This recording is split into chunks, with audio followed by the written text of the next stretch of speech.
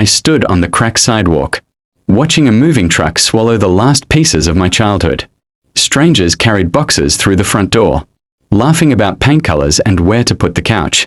I never thought I'd see my own family home sold behind my back. The porch swing where I'd spent summer evenings. The kitchen window where my mom used to wave. Suddenly, they belonged to someone else. My parents hadn't even told me they were selling. I found out from a neighbor, the news hitting me like a punch. I wanted to storm inside, demand answers. But I just stood there, invisible, as if I'd already been erased from the story.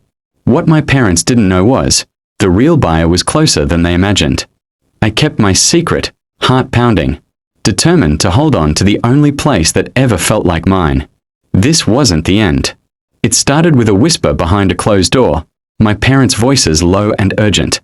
I wasn't meant to hear, but curiosity pulled me closer until their words became clear. We'll list it next week.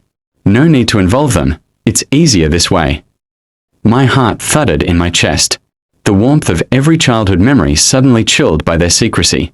I remembered birthday parties in the backyard, laughter echoing through the halls, the comfort of knowing I belonged. Now, that comfort was replaced by a sharp sense of betrayal. I pressed my hand against the wall, steadying myself as the realization sank in. They were ready to erase me from the only home I'd ever known. As if my memories didn't matter. The house that once felt alive with love now seemed cold. Every corner shadowed by their decision. I never imagined I'd be the last to know. Every room in that house held a piece of me. I could still hear the creak of the stairs on winter mornings. The way sunlight spilled across the living room floor, painting golden stripes I'd chase as a child. The kitchen always smelled like cinnamon and fresh bread. My mother humming as she baked. In the backyard, my father taught me how to ride a bike, his laughter rising above the sound of the wind. Holidays meant the dining table crowded with relatives, stories and jokes bouncing off the walls. Even the old oak tree out front felt like family, its branches sheltering me through every season.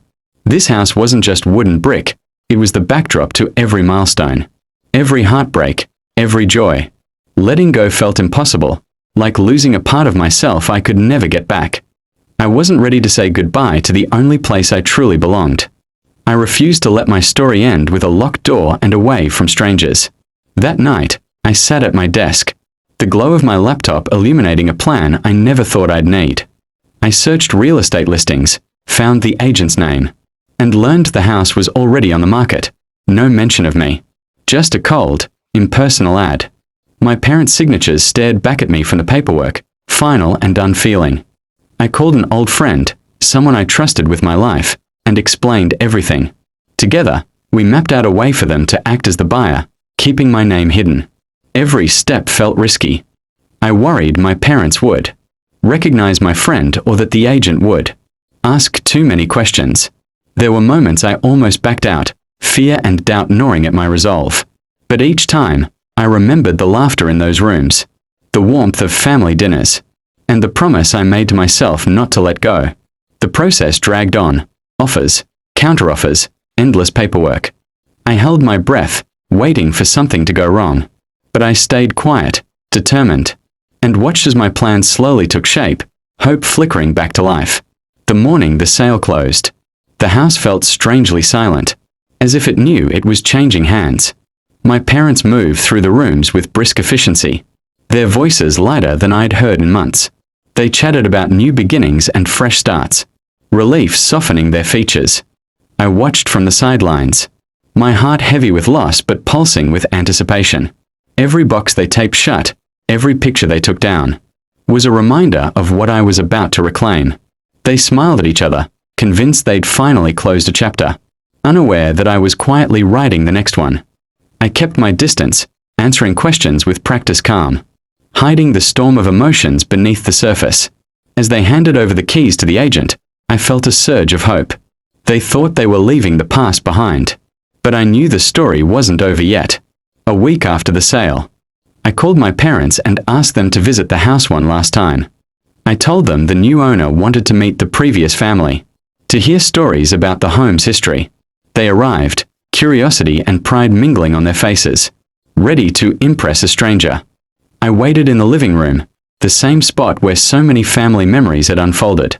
When they walked in and saw me standing there, keys in hand, confusion flickered across their faces. I smiled, letting the silence stretch before I spoke. "I'm the new owner," I said quietly. The words hung in the air, heavy and impossible to ignore. My parents stared, disbelief giving way to shock. For the first time, I saw them speechless. I felt a quiet triumph, not out of spite, but from reclaiming what mattered most. The house was mine again. Sometimes, the greatest victories are the quietest ones. Taking back my home wasn't just about bricks and walls. It was about reclaiming my worth and writing my own ending. If you've ever turned pain into power, share your story below. You never know who might need to hear it today.